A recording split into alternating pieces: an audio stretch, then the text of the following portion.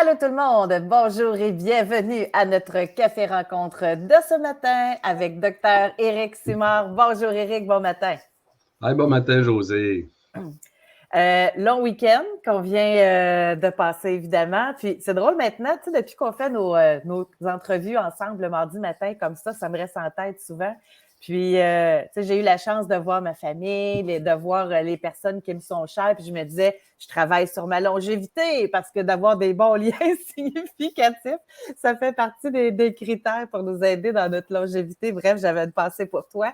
Puis j'espère que ceux qui nous regardent, dites-nous un beau bonjour, soit dit en passant, parce que je peux voir, de par le nombre de vues de partage, Éric, que nos entrevues du mardi sont vraiment très appréciées. Donc, merci d'être là, merci de partager pour nous faire connaître d'ailleurs et propager la bonne nouvelle de la santé et de la longévité. Et ce matin, on fait un genre de suite, je trouve ça hyper intéressant. Tu veux nous entretenir sur les systèmes secondaires pour maintenir une meilleure santé et aussi pour favoriser la longévité. Puis encore une fois, ça rejoint un peu sur ce dont je travaille et qu'on a une formation bientôt en passant. Fait que je trouvais que c'était quasiment organisé avec le cas des vues et ce n'est pas le cas. Donc, tout d'abord, peut-être nous expliquer, grosso modo, c'est quoi les systèmes secondaires, Éric? Oui, écoute, c'est intéressant, José. En passant, c'est un terme que j'ai inventé. Si vous cherchez dans la littérature scientifique, système secondaire, vous ne trouverez pas en tant que tel de définition fixe pour ça. C'est tout à fait nouveau. C'est juste qu'on se rend compte en santé humaine qu'on a une multitude de systèmes de gestion, beaucoup reliés à l'énergie, mais à d'autres systèmes aussi, qui disparaissent si on ne s'en sert pas. Y compris dans ça, la production des cétones. C'est un très, très bon exemple, entre autres. Oui. Mais on a dans ça aussi, en fait, l'exercice anaérobique. La production d'énergie quand on manque d'oxygène, c'est un système qui amène une grande, grande quantité de bénéfices pour la santé, qu'il y a beaucoup de gens qui n'utilisent jamais parce qu'on ne pousse jamais suffisamment l'organisme pour s'en servir. Puis bon, ce qui est plate en biologie, j'ai déjà abordé un petit peu la question avec toi, c'est que tout ce qui ne sert pas disparaît. En biologie, malheureusement, l'organisme, tous les systèmes qui ne sont pas utilisés fréquemment, ben, le corps va arrêter de s'en servir tout simplement, puis il va enlever la machinerie cellulaire qui peut nous servir à utiliser ces systèmes-là.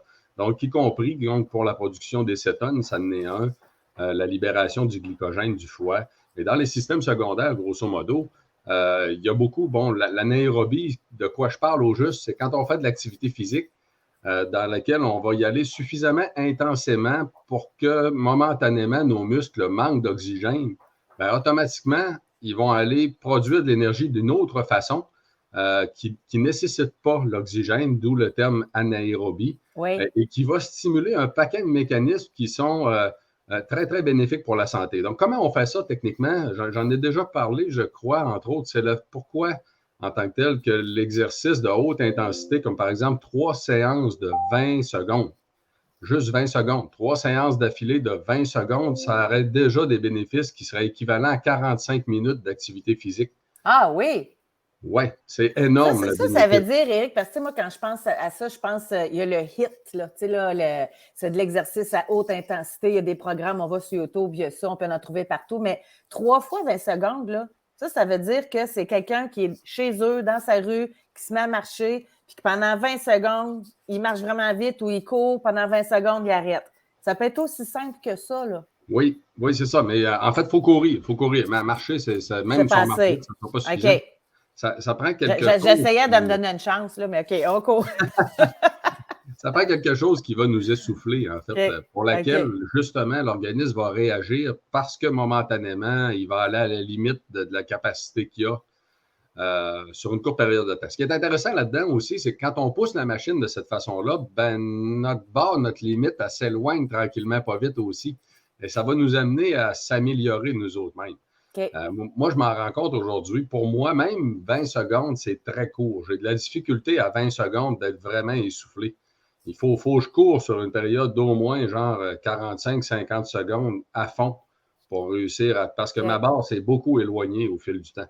C'est une bonne nouvelle. C'est une bonne nouvelle. Tu sais. Oui, oui, Ça veut effectivement. dire que plus que tu en fais. Mais comme un exemple, là, pour ceux qui nous regardent et qui veulent commencer ça, 3 fois 20 secondes essoufflé, Tout simplement, là, on ne part pas une demi-heure. Là. On part marcher, puis pendant notre marche, on court 3 fois 20 secondes pour être essoufflé, puis ça suffit.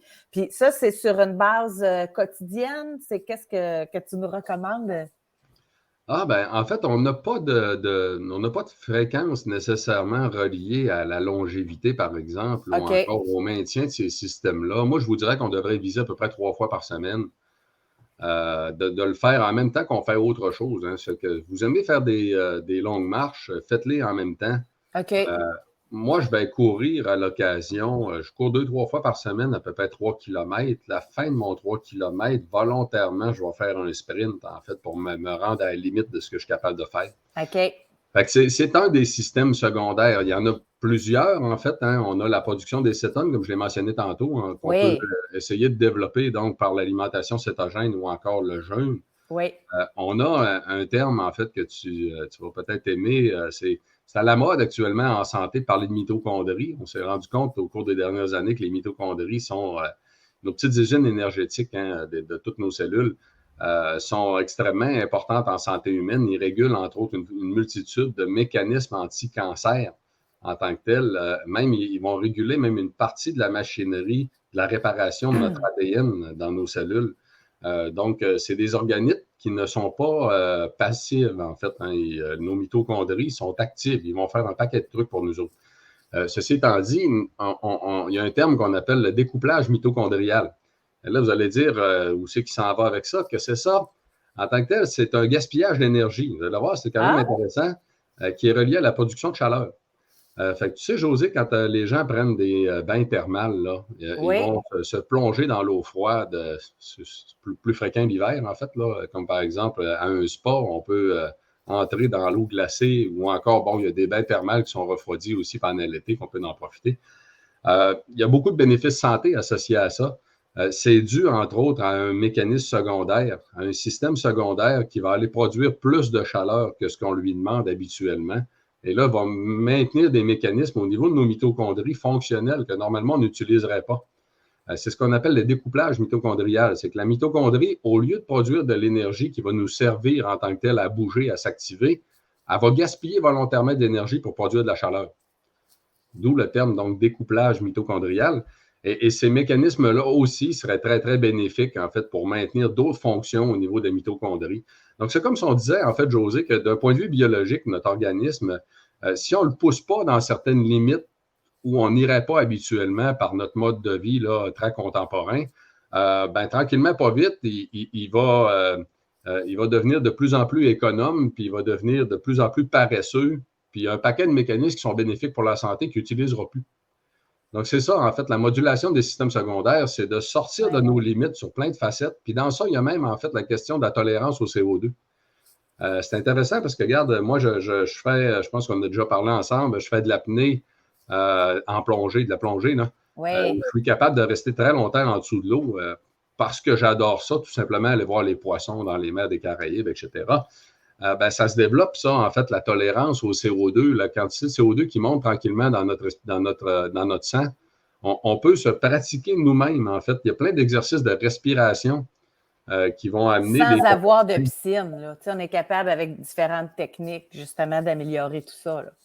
Oui, c'est ça. Il y a des techniques de respiration où on va donc respirer rapidement, retenir notre souffle, regarder le temps qu'on est capable de maintenir avant qu'on ait j'allais dire palpitations, pas vraiment des palpitations, mais des réflexes de respiration difficiles à retenir, tout simplement. Puis ça s'améliore graduellement. Donc, la tolérance au CO2 est un système secondaire aussi qu'on est capable de développer. De la même façon que notre tolérance au stress. Donc, on devrait, dans un contexte de longévité en santé, en fait, on devrait beaucoup penser à sortir de nos limites, à stimuler, en fait, dépasser nos limites sur tout un paquet de paramètres pour tout maintenir nos systèmes le plus fonctionnels possible. Ça nous amène plus tard à avoir des plus grandes capacités sur beaucoup de facettes de santé. Puis ça me fait penser aussi, tu sais, comme plus qu'on vieillit, plus qu'on nous dit de nous pratiquer à garder notre intellect bien vivant avec des exercices de mémoire, etc. Bien, c'est un peu la même chose qu'on fait aussi pour notre corps. Ah, tu as raison, en fait, hein, c'est un très, très bon exemple, José, puis c'est drôle, je n'avais pas pensé à ça. C'est qu'aujourd'hui, on fait beaucoup de paresse à cause de ces petits équipements-là. Là. Oui, oui.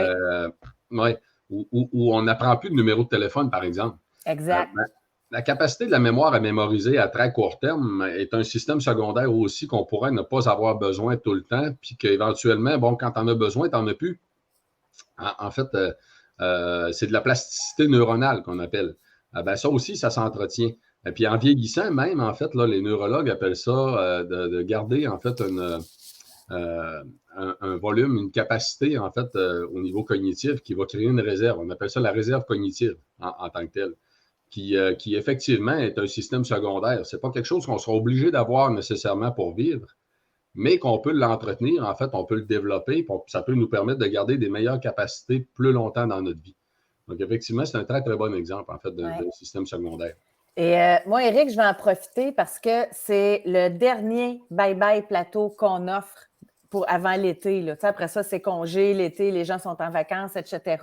Puis, tu as d'ailleurs un atelier dans notre bye-bye plateau sur la gestion du stress versus le poids. On va parler de jeûne également. Pour ceux qui ne connaissent pas l'alimentation faible en glucides, on a un atelier également qui est proposé par Dino Alicas, qui est naturopathe. Bref, super bien entouré. Puis, tout ce que tu dis, là, c'est incroyable le lien. Parce qu'on fait l'initiation au jeûne intermittent, au jeûne pour aider justement, parce que le jeûne, pour moi, là, ça a été ma meilleure façon de produire des cétones. C'est sûr que l'alimentation faible en glucides, ça aide, mais le jeûne, pour moi, c'est un outil de puissance incroyable. Donc, j'ai envie, je suis comme toi, j'ai envie de partager ça au plus grand nombre de personnes possible. Le lien est sous la vidéo si jamais vous voulez vous inscrire. On va mettre également le lien de Éric. As-tu des conférences qui s'en viennent, toi, Éric, ou c'est plutôt toi aussi une petite période plus tranquille? Non, c'est arrêté, en fait, pour l'été. On n'en aura pas aller jusqu'à probablement la fin août, en fait, où on devrait recommencer habituellement. Mais pour le moment, c'est tranquille, mais les gens qui sont intéressés, on a beaucoup de conférences gratuites qui sont disponibles en ligne tout le temps, en fait, sur la plateforme Eden Technologies, qu'on a accès via le site Internet de Vitali. Là. Excellent. Donc, on va mettre le lien, puis les gens pourront réécouter en rediffusion les conférences que tu as faites.